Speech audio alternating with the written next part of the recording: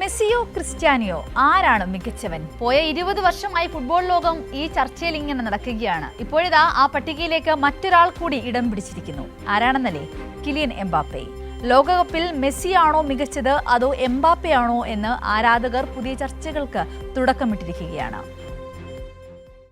ലോക ഫുട്ബോളിന് ഓരോ കാലഘട്ടത്തിലും ആഘോഷിക്കാൻ ചില വൻ പേരുകാരുണ്ടാകും.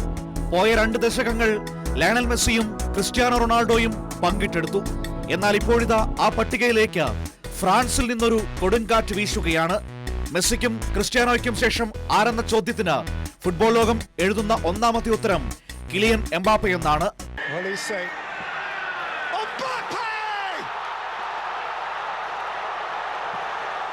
മെസ്സിയോ എംബാപ്പയോ ആരാകും ലോകകപ്പ് ചരിത്രത്തിലെ മികച്ച താരം?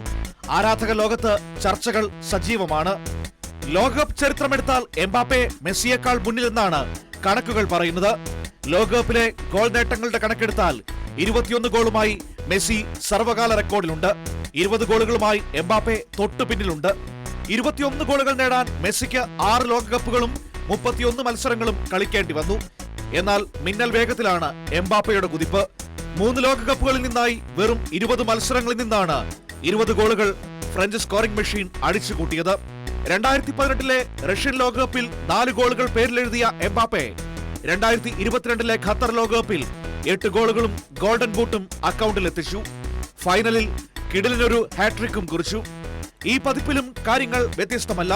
ക്വാർട്ടർ ഫൈനലിൽ മൊറോക്കോയ്ക്കെതിരെ നേടിയ ഗോളടക്കം 8 ഗോളുകൾ ഇപ്പോൾ തന്നെ പിറന്നു കഴിഞ്ഞു.